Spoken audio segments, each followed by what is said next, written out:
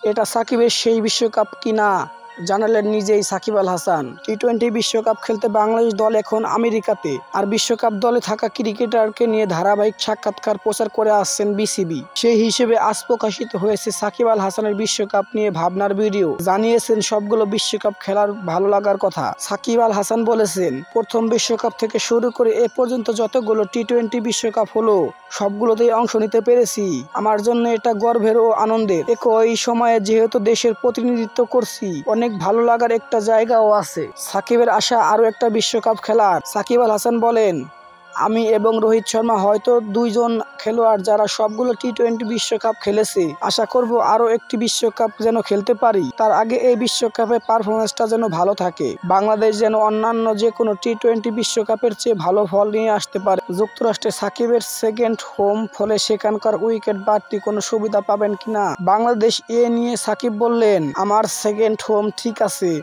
তবে home advantage পারবে কিনা বলাটা মুশকিল, কিন্তু আমার মনে হতে পারে ওয়েস্ট ইন্ডিজ এবং আমেরিকা এ দুটো জায়গাতে আমরা এর আগেও খেলেছি, ভালো পারফরমেন্স করতে পারবো, এটাই আমাদের প্রত্যাশা।